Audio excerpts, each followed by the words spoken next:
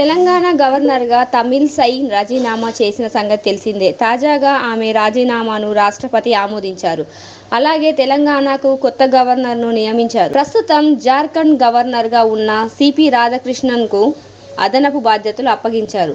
CP Radhakrishnan స్వస్థలం తమిళనాడు. మే 4, 1957న CK Ponnusamy మరియు K Janaki దంపతులకు తిరుపూరు జిల్లా కోయంబత్తూరులో జన్మించారు. ఆయనకు ఆర్ సుమతితో ఒక కుమారుడు, కుమార్తె ఉన్నారు.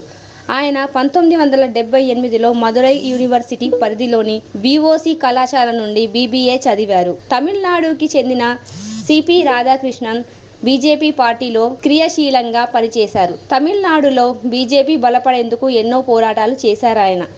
అలాగే బీజేపీ తరపున ఆయనకు పలు కీలక పదవులు నిర్వహించారు.